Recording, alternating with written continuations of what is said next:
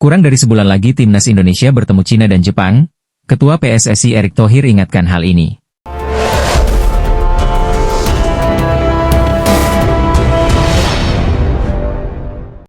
Timnas Indonesia akan melakoni 2 laga penentuan di putaran ketiga kualifikasi Piala Dunia 2026 zona Asia awal bulan depan.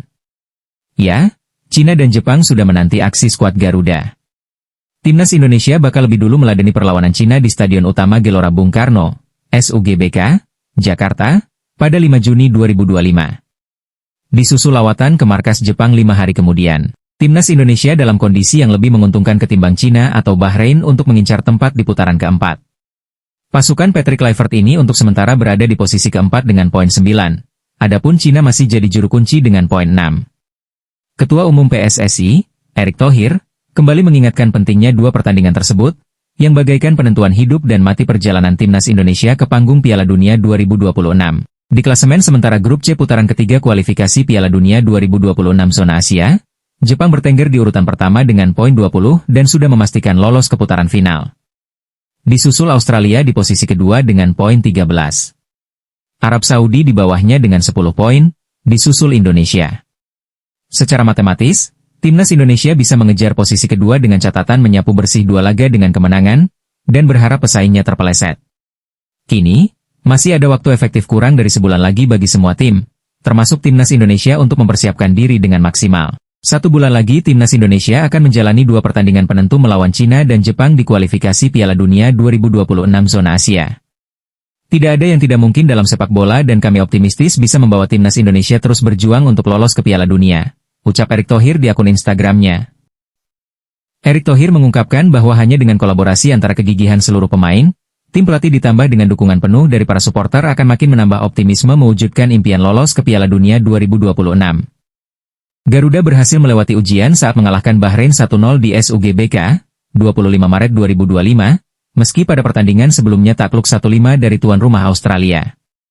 Kini Indonesia menatap laga kontra Cina sebagai ajang revans atas kekalahan 1-2 di Hangzhou, Oktober tahun lalu. Kemudian berambisi mencuri poin di markas Jepang pada laga terakhirnya nanti. Kerja keras pemain, pelatih, ofisial dan dukungan dari supporter yang tidak pernah berhenti menjadi modal dan kepercayaan kami untuk bisa melangkah lebih jauh, ujar Erick Thohir. Kita harus terus mendukung Timnas Indonesia dalam kondisi apapun karena jiwa dan raga ini hanya untuk merah putih, lanjut sang ketum PSSI. Media Vietnam, sindir Malaysia yang mau tantang Timnas Indonesia pada September 2025. Mereka menilai Malaysia seharusnya kalahkan Timnas Vietnam dulu sebelum tantang Timnas Indonesia. Sindiran ini dilemparkan karena Timnas Indonesia sudah jadi tim yang begitu tangguh saat ini. Bahkan, skuad Garuda masih jaga asa untuk lolos ke Piala Dunia 2026. Timnas Indonesia memang dikabarkan bakal gelar turnamen mini dengan melawan Malaysia dan Lebanon. Laga itu rencananya akan digelar dalam agenda FIFA Matchday periode September 2025. Menurut laporan yang beredar, PSSI telah mengirim surat undangan kepada Federasi Sepak Bola Malaysia dan Lebanon. Namun, semua itu masih belum diketahui kebenarannya karena belum ada informasi resmi. Mendengar kabar itu, Timnas Malaysia pun disindir media Vietnam. Mereka merasa Malaysia tak seharusnya tantang Timnas Indonesia yang kini sudah jadi tim superior. Kiprah fantastis memang ditunjukkan Timnas Indonesia di berbagai ajang yang dilakoni. Mereka bahkan menjadi satu-satunya wakil Asia Tenggara yang lolos otomatis ke Piala Asia 2027. Kini, Timnas Indonesia juga masih jaga asa lolos ke Piala Dunia 2026. Skuad Garuda masih bertengger di posisi keempat pada klasemen sementara grup C babak ketiga kualifikasi Piala Dunia 2026. Sementara Malaysia, mereka terus tunjukkan kiprah yang masih naik turun. Bahkan, Malaysia masih kesulitan bersaing di sejumlah turnamen yang diikuti. Tak ayal, Media Vietnam tersebut merasa Malaysia tak seharusnya tantang timnas Indonesia. Mereka menilai Malaysia perlu buktikan diri dulu untuk lawan Vietnam. Jangan terburu-buru menantang Indonesia. Buktikan dulu bisa mengalahkan Vietnam. Malaysia jangan terlalu percaya diri. Malaysia bahkan belum tentu bisa melewati Vietnam di kualifikasi. Sindir media Vietnam tersebut. 4 pemain bintang timnas Indonesia ini absen lawan Cina dan Jepang di kualifikasi Piala Dunia 2026. Hal ini sangat menarik untuk diulas. Timnas Indonesia sejatinya butuh peran para pemain bintangnya demi jaga asa lolos ke Piala Dunia 2026. Perjuangan timnas Indonesia di kualifikasi Piala Dunia 2026 akan berlanjut pada Juni 2025. Ada 2 laga terakhir grup C babak ketiga kualifikasi Piala Dunia 2026 yang akan dilakoni pasukan Patrick Kluivert. Tetapi, pelatih timnas Indonesia, Patrick Kluivert, berpotensi dipusingkan dengan kondisi skuadnya jelang melakoni 2 laga krusial itu. Sebab, sejumlah pemain bintang berpeluang absen karena sejumlah faktor. Padahal, timnas Indonesia butuh merebut poin pada 2 laga itu demi jaga asa lolos ke Piala Dunia 2026. Diketahui kini, skuad Garuda masih menempati posisi keempat di klasemen sementara grup C babak ketiga kualifikasi Piala Dunia 2026 zona Asia. Nantinya, tim peringkat 1 dan 2 di klasemen akhir yang berhak lolos otomatis ke Piala Dunia 2026. Sementara itu, tim peringkat 3 dan 4 akan melanjutkan perjalanan ke babak keempat kualifikasi Piala Dunia 2026. Berikut 4 pemain bintang timnas Indonesia ini absen lawan Cina dan Jepang di kualifikasi Piala Dunia 2026. Salah satu pemain bintang timnas Indonesia ini absen lawan Cina dan Jepang di kualifikasi Piala Dunia 2026 adalah Dean James. Dia alami cedera hamstring ketika membela klubnya, Go Ahead Eagles melawan FC Utrecht pada Minggu 6 April 2025. Sampai saat ini, Dean James pun kabarnya masih belum sembuh. Bahkan, pemain berusia 25 tahun itu harus absen kala Go Ahead Eagles melakoni laga final Piala KNVB 2024 hingga 2025. Selanjutnya ada Marcelino Ferdinand. Dia juga dipastikan absen memperkuat timnas Indonesia melawan Cina. Hal itu terjadi karena akumulasi kartu yang dialami Marcelino. Wonderkid Indonesia yang kini membela klub Inggris, Oxford United, telah mengantongi 2 kartu kuning bersama timnas Indonesia. Selain itu, timnas Indonesia juga dipastikan kehilangan kiper andalannya, Martin Paes, pada Juni 2025. Paes dipastikan absen saat skuad Garuda hadapi Cina. Martin Paes harus absen lawan Cina lantaran terkena akumulasi 2 kartu kuning.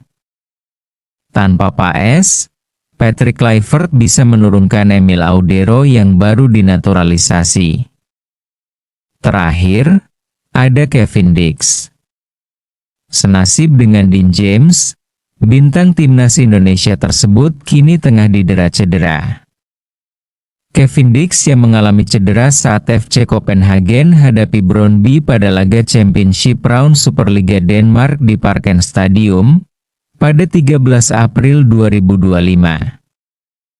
Parahnya cedera yang menderanya membuat bek berusia 28 tahun itu harus divonis absen hingga akhir musim.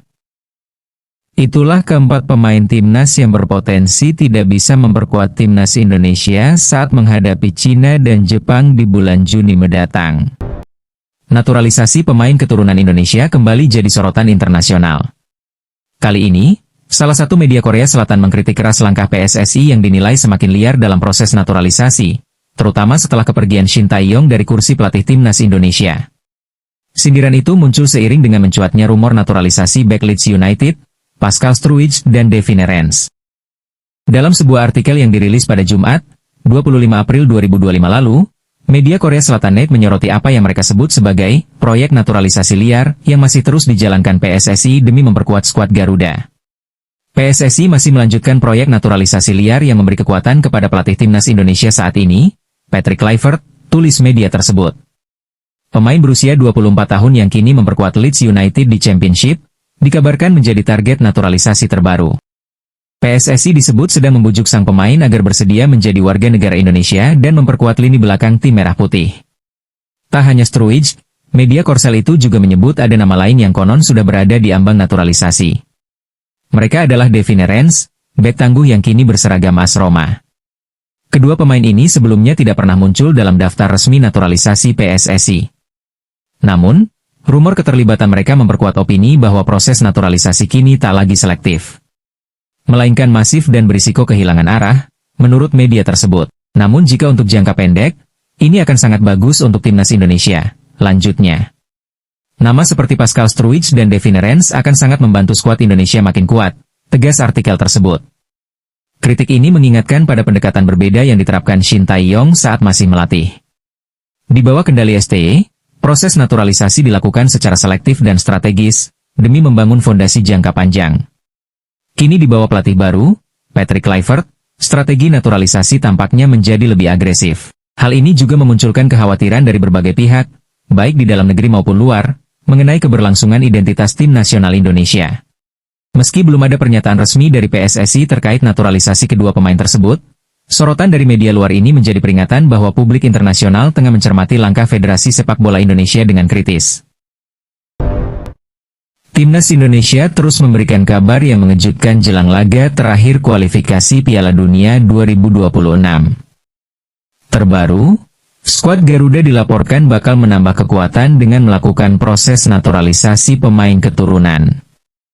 Salah satunya yang santer dirumorkan adalah Pascal Struijk, pemain yang kini merumput di Premier League bersama Leeds United dilaporkan sedang didekati PSSI untuk proses naturalisasi sebagai pemain timnas Indonesia. Selain Struijk, Givario Reat, yang sedang berkarier di Belanda bersama Feyenoord juga berpotensi membela timnas Indonesia. Bahkan, pelatih timnas Indonesia, Patrick Kluivert sudah merespon potensi pemain berusia 18 tahun tersebut. Penambahan pemain naturalisasi ini membuat masyarakat Vietnam tersebut bak kebakaran jenggot. Timnas Indonesia akan kembali menambah kekuatan baru untuk kualifikasi Piala Dunia Round 3, tulis judul artikel tersebut. Indonesia dikabarkan bakal menambah pemain keturunan yang bermain di Premier League, tulis Nguyen Pan SIK. Kita tahu, Indonesia sekarang menjadi rival untuk Vietnam. Semua orang juga tahu Indonesia sedang mengalami peningkatan yang sangat cepat, tambah Nguyen Pan SIK. Para pemain sekarang banyak yang bermain di Eropa, itu pun akan terus bertambah dengan gebrakan yang dilakukan Federasi Sepak Bola Indonesia, lanjutnya. Saya pikir hal ini perlu ditindak oleh AFC, ini tentu akan merugikan tim-tim di ASEAN, mereka pasti sulit mengalahkan Indonesia, tegasnya. Penyebab timnas Indonesia tolak ajakan Rusia lakoni laga uji coba di September 2025. Ketua Umum, Ketum, PSSI, Erick Thohir, mengonfirmasi sudah mendapatkan surat penawaran dari Federasi Sepak Bola Rusia, RFU, untuk mengadakan laga uji coba melawan timnas Indonesia pada September atau Oktober 2025 mendatang. Namun, dengan tegas Erick Thohir menolak ajakan tersebut karena jadwalnya yang belum cocok. Belakangan tersiar kabar kalau Rusia mengajak timnas Indonesia untuk melakukan laga uji coba. Ternyata, kabar tersebut memang benar adanya. Satu, jadwal belum cocok. Erick mengungkapkan Rusia telah mengirim surat dan telah direspons oleh PSSI. Kata dia, Sbornaya julukan timnas Rusia ingin berduel melawan timnas Indonesia di bulan September atau Oktober. Kita sudah menjawab. Rusia sudah mengirim surat.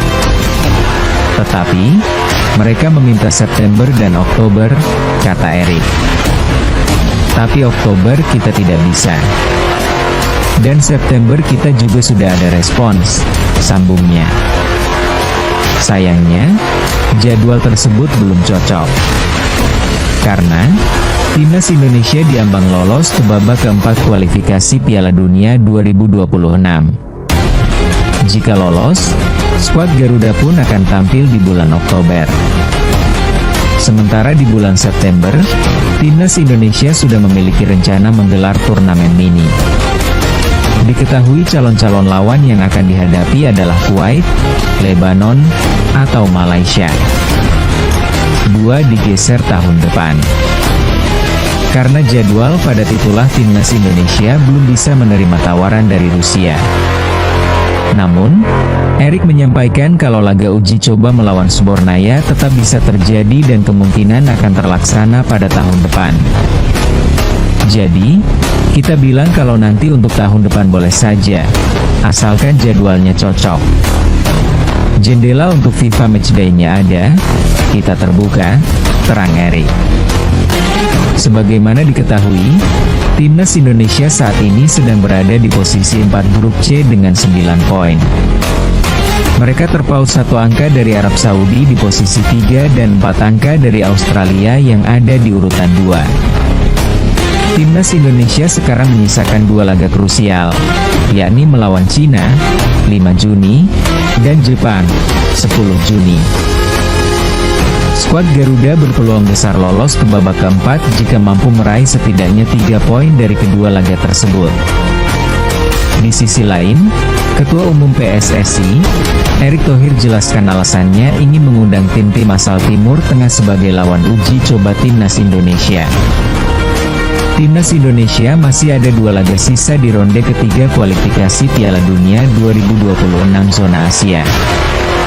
Skuad Garuda bakal menghadapi Cina dan Jepang pada 5 dan 10 Juni 2025. Timnas Indonesia masih berpeluang lolos ke ronde keempat kualifikasi Piala Dunia 2026. Laga ronde keempat sendiri bakal digelar pada Oktober 2025.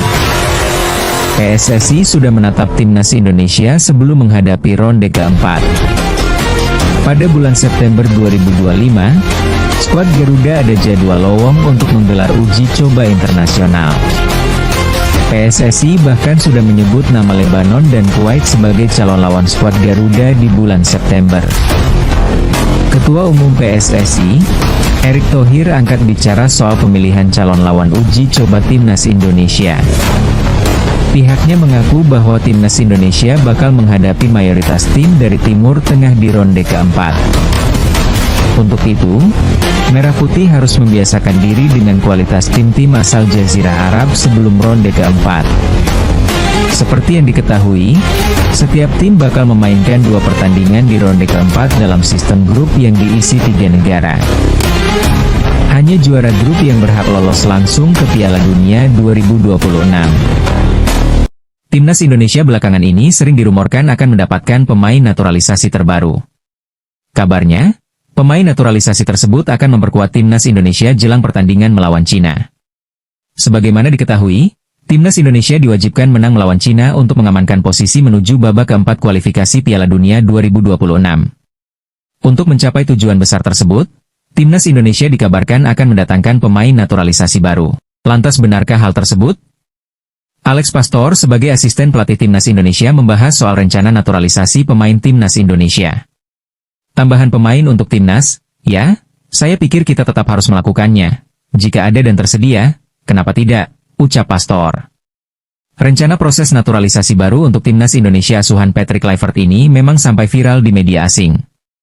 Tak jarang media asing ikut menebak-nebak siapa yang akhirnya akan menjadi pemain terbaru dari Timnas Indonesia. Memang pemain kita sudah cukup baik, namun saya pikir, penambahan pemain naturalisasi untuk kedalaman skuad itu sangat penting, lanjut Pastor. Namun itu semua keputusan ada di tangan pelatih kepala dan federasi. Yang terpenting saya akan memberikan segalanya jika sudah bersama dengan Timnas Indonesia, tegas Alex Pastor. Bangganya Erick Thohir lihat timnas Indonesia lewati prestasi Vietnam dan Thailand. Ketua Umum PSSI, Erick Thohir, optimis timnas Indonesia mendapatkan hasil maksimal.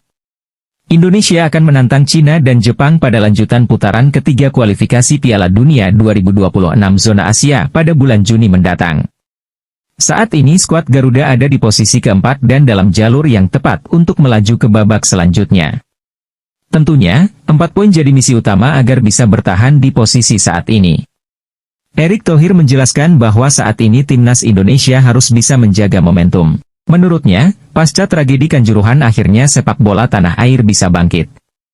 Bahkan, mereka sekarang dalam misi untuk membidik ke Piala Dunia 2026. 2 tahun lalu setelah tragedi Kanjuruhan kita tidak pernah memiliki kesempatan ini. Ini terjadi karena terima kasih kepada Tuhan dan juga momentumnya, kata Erick Thohir dilansir bolasport.com dari kanal THYW. Menariknya, posisi Indonesia saat ini cukup memiliki prestasi tersendiri di putaran ketiga kualifikasi Piala Dunia. Mengoleksi 9 poin, mereka bisa menyamai jumlah poin 2 tim Asia Tenggara lain yang sempat bertarung di kualifikasi Piala Dunia. Prestasi tertinggi Vietnam adalah mendapatkan 4 poin pada kualifikasi Piala Dunia 2022 zona Asia. Thailand sukses meraih 6 poin pada putaran ketiga kualifikasi Piala Dunia 2022 zona Asia. Tentunya, hal tersebut cukup positif dan skuad Garuda harus bisa terus mengumpulkan poin maksimal. Jika Anda melihat poin yang kami dapatkan sebanding dengan negara Asia Tenggara lain yang pernah mengalami situasi sebelumnya seperti Thailand dan Vietnam, kami 9 poin, lanjutnya. Erick berharap semua komponen di timnas saat ini bisa mendapatkan dukungan penuh. Apalagi, saat ini baru terjadi transisi di tim kepelatihan skuad Garuda. Selain itu, dia berharap pemain yang tampil kurang maksimal tidak mendapatkan serangan kebencian dari supporter. Dia yakin Indonesia masih bisa terus berprestasi di ajang internasional. Kita harus mengucapkan terima kasih, rendah hati, tapi sekali lagi bekerja keras tentu saja tapi jangan hancurkan impian, kebersamaan tim. Satu pemain tampil buruk dan yang lain bermain bagus yaitu tim. Biarkan pelatih bekerja, pemain juga. Fan bisa sabar mendukung tapi kita harus dukung dan percaya dengan tim, tutupnya. Menteri Pemuda dan Olahraga, Menpora, RI, Dito Aryo Tejo, mengonfirmasi adanya 3 pemain keturunan yang segera menjalani proses naturalisasi untuk memperkuat tim nasional Indonesia. 1 dari 3 nama tersebut adalah Maura Zijlstra dan 2 nama lainnya masih dirahasiakan.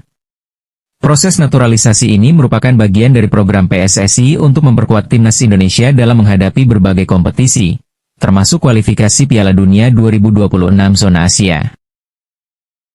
Program ini mendapat dukungan penuh dari Menpora dan pemerintah. Saat ini ada penyelesaian administrasi, tetapi yang sudah dijamin adalah Mauro. Untuk 2 pemain lain masih dalam proses, namun hal ini tidak memperkecil peluang mereka untuk membela timnas Indonesia, ujar Menpora Dito Aryo Tejo. Mauro Zijlstra, penyerang FC Volendam, menjadi salah satu pemain yang sudah mendekati tahap akhir naturalisasi. Untuk Mauro, dokumen dan berkasnya sudah kami terima dan siap untuk diproses. Namun, untuk 2 pemain lainnya, Kemenpora masih menunggu berkas dari PSSI. Prinsipnya, kami akan mendukung penuh agar proses ini berjalan lancar, jelas Dito. 2 pemain keturunan yang dimaksud oleh Dito masih belum diumumkan secara resmi.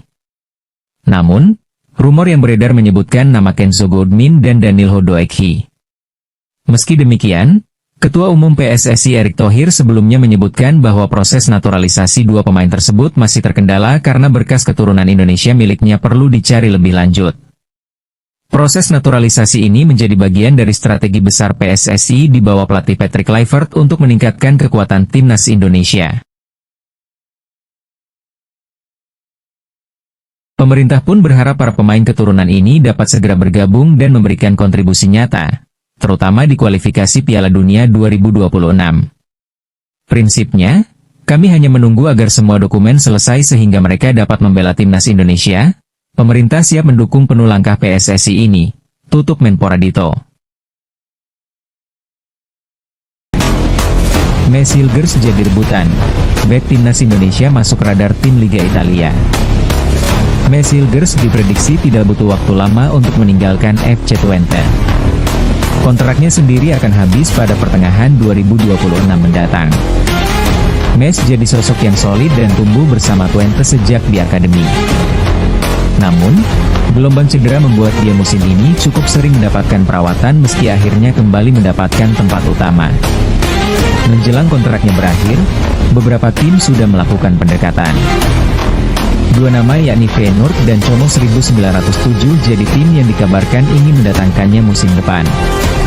Tentunya, hadirnya Mes bisa jadi solusi untuk mereka karena memiliki pengalaman dan masih muda. Dia juga tampil solid dan salah satu sosok andalan di tim berjuluk The Tukers tersebut. Hilgers juga diperkirakan akan meninggalkan FC Twente pada akhir musim. Bek tengah berusia 23 tahun ini sempat dikaitkan dengan Feyenoord dan Como 1907 pada periode transfer lalu, tulis laporan Football Transfers. Sementara itu, agen Mes, Sarica cukup irit bicara terkait masa depan pemainnya tersebut. Dia hanya memastikan ada beberapa tim yang sudah melakukan pendekatan. Sampai saat ini belum ada keputusan dan mereka terbuka dengan tawaran yang ada. Ini menjadi sinyal bahwa komunikasi terkait masa depan bek timnas Indonesia tersebut masih berjalan. Ada beberapa pembicaraan dengan klub-klub peminat. Dari waktu ke waktu dihidupkan kembali, tetapi belum ada yang lebih jauh, kata Sarica. Sementara itu, Mes musim ini sudah bermain dalam 22 laga dengan kontribusi 1 gol dan 1 assist. Pada bulan Desember tahun lalu sudah ada 3 tim yang dikabarkan ingin mendapatkan jasanya. Mereka adalah Sevilla FC, PSV Eindhoven, dan Bologna FC. 3 tim tersebut akan meramaikan perebutan untuk mendapatkan jasa pemain kelahiran Amersfoort tersebut.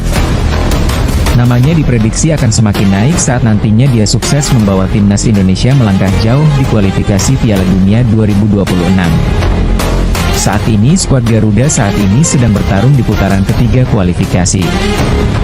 Di sisi lain, bek timnas Indonesia, Mes Hilgers, akhirnya mengakhiri paceklik kemenangan bersama FC Twente di Eredivisie.